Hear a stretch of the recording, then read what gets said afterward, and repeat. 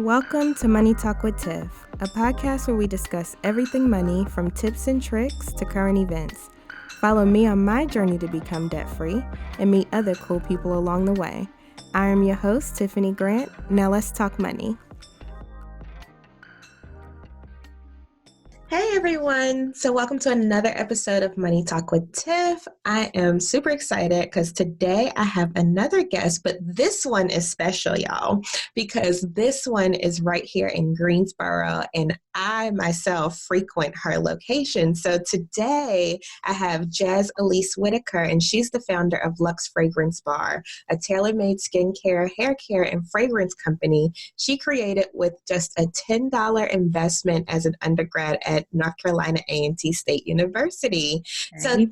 Yes, Aggie Pride. So Jazz is actually located, Luxe Fragrance Bar is located on the south side of downtown Greensboro, and that's her first flagship location. And she creates custom skincare and fragrances for her clients.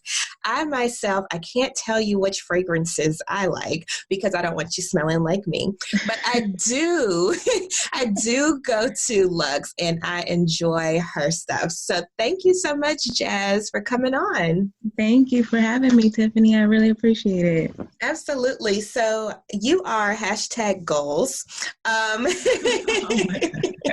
Because to take $10 and, turn that into what you have now. Like in my little circle, Jazz is like Luxe Fragrance Bar, everybody goes, right? So I just want to take my listeners through like that first $10. Like what made you make that decision? Like, you know what, I'm going for this. I just decided I did my research, and I wanted to make sure that my investment was going to be fruitful if I was going to sow that seed. And it's just so lucky that I kind of chose an industry that it didn't take a lot in order to do it. So that $10 investment was 5 bottles of fragrance oils that I got from, I met a chemist and I bought 5 bottles, and I took those 5 bottles and I sold each bottle for, I think like $6 or something a piece. And I flipped that. And that was how I kind of did my first flip. But of course, I didn't spend that money that I got from that. I took it and I reinvested in more product in order to flip that. So that was kind of how that $10 stretched into what we have now over 12 years. Wow. And see, what you said right there is so important. Like when you're starting up a small business, one of the biggest hindrances is not having capital, not having money to pour back in. So if you just take what you make, don't use it as like, well, let's back up a little bit. Okay. Because it's important. Like a lot of people are like, I want to jump into entrepreneurship. I just want to do this. I want to be a small business owner, this, that, and the other. I want to quit my full-time job. Let's do this. No. Right. And I tell people like there is nothing wrong with being a dualpreneur, which is working a full-time job and using that money to fund your part-time business. Absolutely. Until it's able to get on its feet. So absolutely. I hear you agreeing with me. So I assume that's exactly what you did. Yeah, of course. I was, during that time, I think I was working telemarketing. I was a salesperson. I'm a natural salesperson. So I think I was doing telemarketing at that time. And of course, there's a lot of customer service jobs here in the Greensboro area. So I did that that was my full time, in addition to going to school. And I did Jazz Oils on campus. And that was my part-time hustle. And I just hustled that until it became my full time. With that being said, so what made you take that leap to do this full time? Like, what was the trigger? Like, was it a certain amount of traffic that you had or certain amount that you were making every month? Or what made you decide, all right, now is the time? Do you mean the transition from going from part-time to full-time? Right. That transition. To be honest, I was at that point, I had been 7 years into my company. And at that, I was also doing substitute teaching. And I was pursuing my degree to become a teacher. I wanted to be a teacher. And doing substitute teaching, I was like, you know what? This is okay. But actually having the full responsibility as a teacher, and I commend them. I was like, I don't know if I really want to do this for the rest of my life. I don't know if I want to be 50, 60 and saying like, this is just the industry that I chose. So I was like, I have this company. Why don't I just put all of my effort into it? I know I can make the money. I've been doing it for 7 years. And I just chose, I said, well, I'm going to go ahead and pursue myself full time. So, I studied, I knew I wanted to go into the mall. And this was in like 2014 and 2013. This is like the closing year of 2013. I knew I wanted to go to the mall. I called and I got the numbers as far as how much it was to do it. And then that January or whenever that tax time came in 2014, when I got my refund check, I made my deposit to open my business. And I opened the fragrance bar that April 2014. And I told all of my schools, because I was a permanent substitute teacher. I told them that I was transitioning, that I would no longer be available to, be their substitute teachers or anything like that. And that was my leap of faith. And, I had to hustle, and it wasn't easy either, getting into the mall, like actually drawing in the crowd, because now I have to be a different type of salesperson. But we could talk about that, in a different question. But the transition itself was either you're going to be your own boss or you're going to continue to work for someone else. And I love every aspect of freedom, financial freedom, any type of freedom. That's what I want. So I just chose myself, so it was that choice. And I knew that once I made that leap, I would have to make that commitment, and I had to sell myself, and I had to earn the right to, build my clientele and everything like that. So. Right. And that part is so important too, because, I'm a newly full-time entrepreneur. Okay. And I will say it is super difficult. I don't think people appreciate it enough, like the what goes into being an entrepreneur, because you have to realize you're now your own marketing, you're your own HR, you're your own everything. And in your case, you're your own supply chain management, inventory person, all that other stuff. So it takes a lot to start businesses and to keep them going.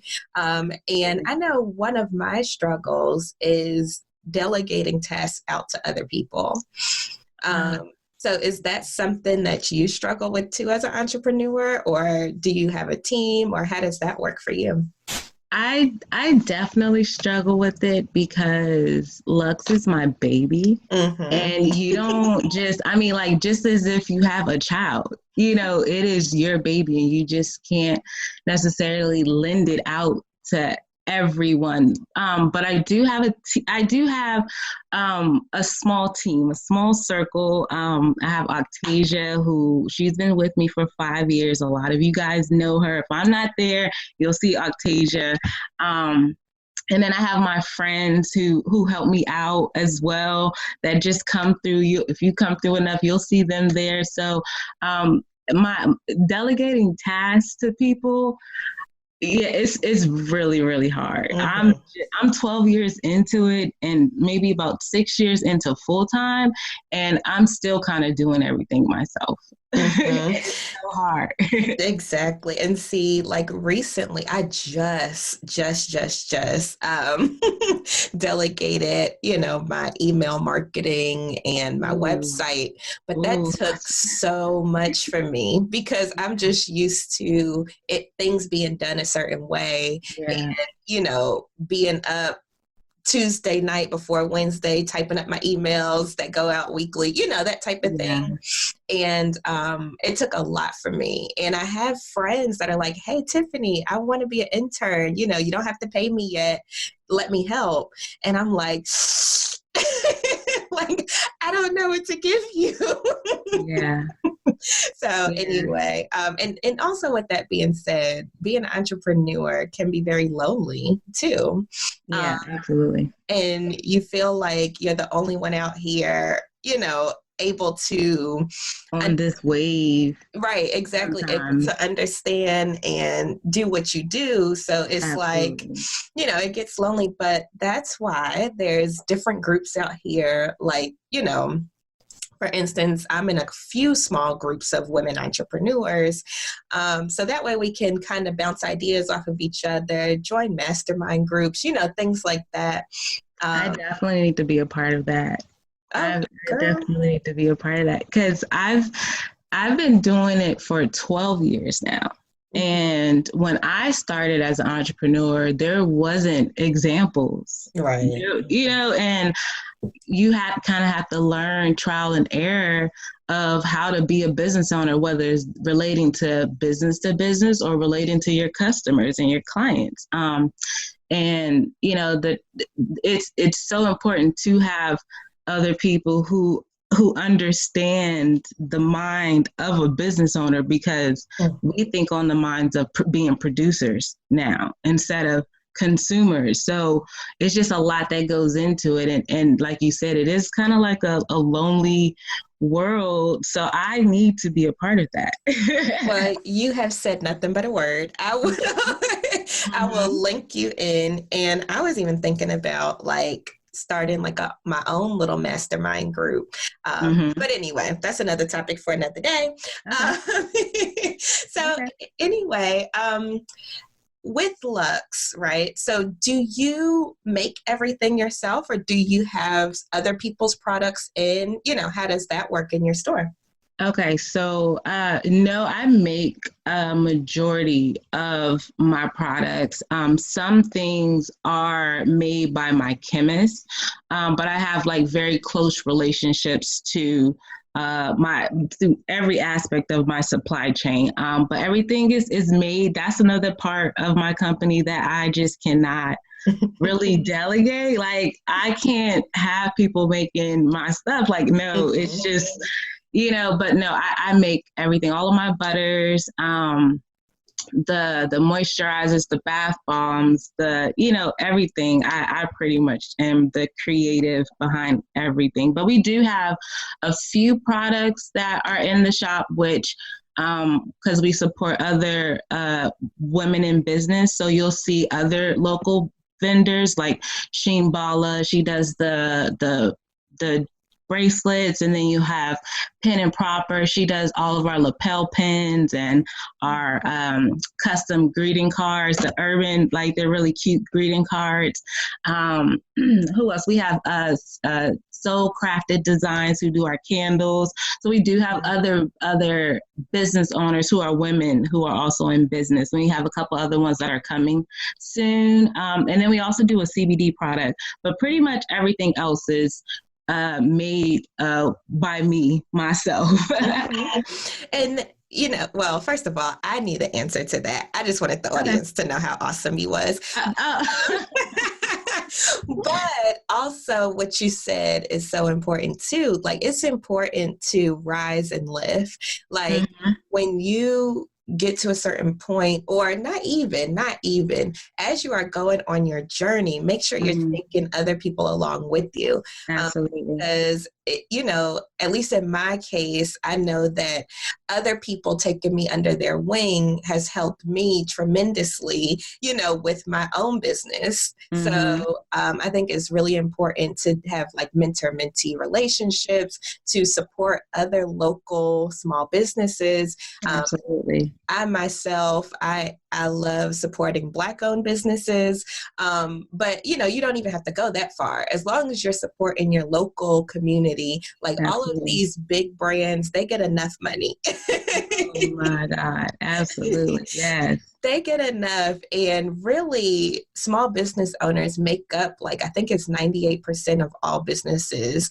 So, though Wow. you I didn't even support, know that. yeah, I think it's now, don't quote me, but I think it's Yeah. 98%. But Wow. you supporting those local businesses is what keeps the economy going, not Absolutely. supporting like the Targets and the Walmarts and things like that. Yeah, and I'm a big advocate of the awareness of the distribution of wealth because I am a business owner. So I have that my community pours into me. So I also have to pour into my community. I if you're on my timeline, I'm like, hey, this lady came in from Sam's Club and trying to get me a membership, and I just cannot because of my position and who I am. I am a business owner. I know I need to pour my money back into other wholesale circles that are more minority, that that continue to keep the dollar within our community. So as business owners, we have that obligation. We really do, to make sure that we're pouring back into each other. Oh, yeah, yeah. And also, even if it's not monetarily, like even supporting, like that post or share that Share that post, post. Absolutely. or, because you never know who in your circle is going to appreciate whatever that business owner has. So Absolutely. it can be liking, it can be sharing, it can be donating time. Like I donate a lot of time to other small business owners and organizations, just trying to give back to the community. So, a lot of people, they're like, well, I don't have it, Yeah. when it comes to money, but there's other ways. There's so many Absolutely. other ways that you can give back. So Absolutely. with that being said, thank you so much, Jazz, for dropping all these gems today. So You're welcome. if anybody wants to find you, how can they find you? Well, I'm at Luxe Fragrance Bar, of course, and that's on the south side, right by Dame's Chicken and Waffles. The address is 219 Southside Square, and that's downtown Greensboro. I am also on Facebook, Elyse, JAZZELYSE, 2 words. Instagram, XO Elyse. And I believe my Twitter is XO Elyse as well, but I haven't gotten back into the Twitter world just yet. But Instagram, Facebook, and of course follow Luxe Fragrance Bar on Facebook as well as on Instagram as well. Yes, definitely. And then those that are not in Greensboro, do you ship your products as well? Absolutely. So the Luxe website is luxefragrancebar.com, and that's Luxe fragrancebar.com. There's also the Luxe Life app, which I actually created myself, being I just do everything. So there's an app in the App Store, and that's in Google and in the Apple App Store, and that's called the Luxe Life. And you can download that. But you can call me as well, and I'll be happy to talk one-on-one with you about fragrance choice. There's a quiz on the website to give you it asks you questions about your fragrance type, so that way we can recommend the perfect fragrance to try out. You can get free samples on the website as well for you to try out, because buying fragrance online is kind of hard. So we try to make it pretty easy, but you can inbox me. I'm pretty personable, and yeah, just reach out. That is awesome. And I will just share a personal story. I had went to Jazz's shop here in Greensboro. And when I walked in, I was lost because I'm not really good at picking fragrances. And she was like, oh, so, are you into sweet? Are you into musk? Like, what kind of fragrance are you into? So I gave her an example, and she just started pulling. And I'm like, this girl knows her stuff. And then I felt like, say yes to the dress, but it was like say yes to the fragrance. Yes.